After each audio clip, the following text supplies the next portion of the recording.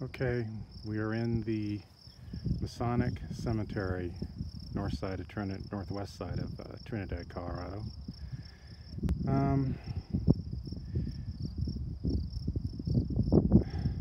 I got here a little late. I wanted to find the grave of Duane D. Finch up here. This is the older part of the cemetery. He's got to be back in here somewhere. I'll try again tomorrow, just get a photo.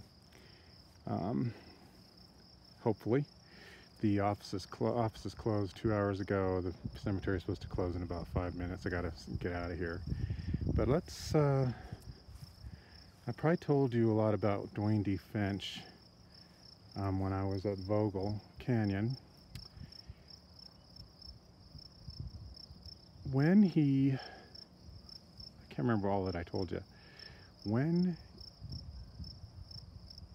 he got the job with Barlow and Sanderson, of course, every year the railroad got further and further west, and the service area for Barlow and Sanderson, the places where they could make money, was shrinking. So he got tired of moving, and he'd just gotten married, and he wanted a more secure life, and asked Mr. Sanderson whether he could send him someplace where the railroad would never go. And Mr. Sanderson and I have just the place, Trinidad, Colorado. And he said, but the line is not, our stagecoach line is not really profitable down there. It's a little bit too long, see if you can find a way to shorten it. So that's why he came up with that other route that runs pretty much parallel to the Santa Fe Trail, but about 15 miles or so east of it. And that's why I've shown you that map before. Well, we can talk about that again, but he wound up coming down here, and of course the railroad eventually got here, I think 1877 or 78, so, or maybe a little bit earlier. All that work that Duane D. Finch put in gave Barlow and Sanderson 5 years more life down here. 5 years. It's about how long that stagecoach line was profitable, was used really. And but he became a fixture down here anyway. He found other work when the stage line, he was just too valuable a person.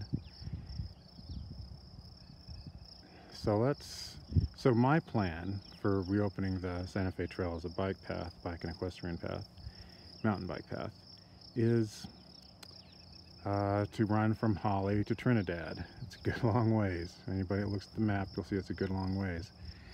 Right now I'm pointing our camera here at Fisher Peak. And that, of course, would have been a landmark that they could see 50, 60, maybe even 100 miles north of here. And obviously that would they'd be aiming for. And you can see that once they hit it, they were going uphill. So that is Raton Pass to the right of it, to the right of the flat top mountain there. And that's what they had to make their way over, and it was a memorable part of everybody's journey. I can come up with some examples of that, of descriptions of it, but when the person who improved it, it was just a struggle, a tremendous struggle to get over that. And somebody found a way. His name was Dick Wooten, what they call Uncle Dick Wooten, and he found the best path through, and he maintained it at his own expense, and he charged a toll. So that was a private toll road that went over that way, and that was part of the Santa Fe Trail. And hopefully, if first of all, if Colorado decides to go along with this brilliant idea of mine, hopefully New Mexico will want to join in too. And when they do, it might be great to to put the bike path right along the old, well, the trail is now what became the trace for the railroad over Raton Pass. So it would be great to follow the old Raton Pass for that bike path. Probably be a memorable part of the whole trip. And that's all I have for you right now.